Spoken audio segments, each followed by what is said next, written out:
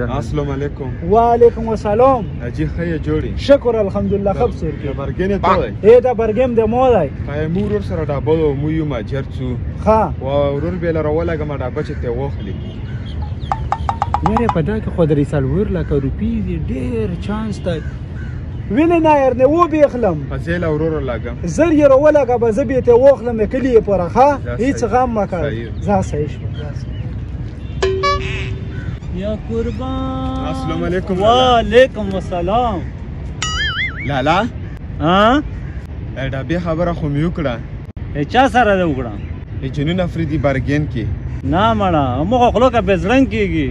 بس اسیم څو افغانستان لا ماجری بس خرڅه یې کا.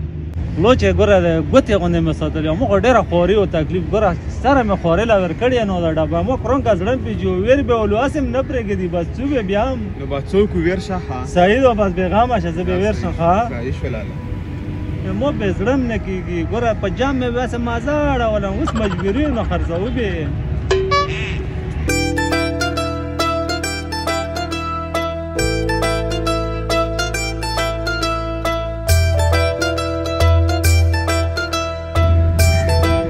السلام علیکم. وعلیکم السلام. په خیر راغلی. خیر سه جنون ته جنون زیم. ها با ورور لګنه چې دای به نه ډبه وخلی او ته تاسو په دې چې مو ماجر یو. ها ماجر په لون غونډه. بالکل. ها دا ګوړای. دا ګوړای. ها ماشاءالله. ویل که ساجي سه ګوړای وګوره.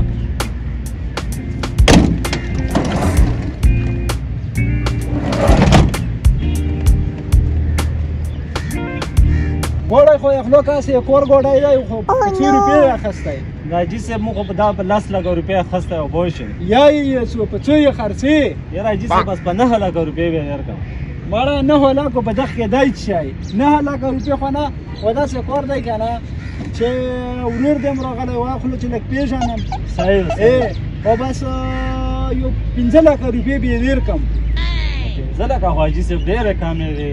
مړه هسې هم روان یې بس 5 لک روپۍ به خیر نقد درکم او بس خیر توله او خیر ماله.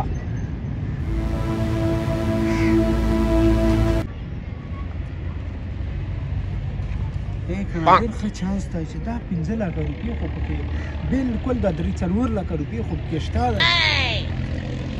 های دا سوچ بوچ لاسو لګ روپۍ ګوړه اوس یو نه په 15 لک روپۍ غوړي و دل مې کارډن تړلی او بوشه په لارې کې وړایم نشم چې یوسم څوک دل مجبوري ده چې دروبر ها جی سه دا ګوړه باندې خرڅې وکنه وکنه دا ګوړه روکوي وکنه. السلام علیکم. وعلیکم السلام.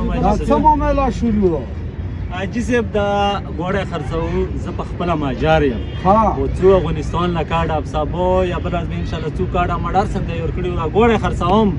برګم لا مې وروسته او جنون برګم نه وای. او ته څه یې کې بس زه ورته سم یم چې راون یو 15 لک روپۍ به ورکم. لګین سوپ په کور دا 15 لک حقدار نه مطلب ورسې د حق ته جوړ شو فکر دی زم په خپل برګینی یم. حاجي صاحب مطلب ورسې دا څنګه چې وسته د کارډ ول تاګ نه غلطه پویدم یو خلو سبا تاسو خو پیسې شته خپل برګین دی زه یو پیسې لا در باندې کوم ځکه چې دغه د مجبورتوب نه به غلط عبرت نه اخلو دا مجبور دی اوس پوه 9 لک روپۍ چې درته ویلې وته 9 لک روپۍ ورکا پوه و 50,000 ډېرې نه هر وختن کوي دا ګوړی ښه مننه ډېره مننه بس مو خبره صحیح شو. الله خوشاله راځي. الله جنتونه ورکړي. په ملک داسې خلک هیڅ کمای هم نشي.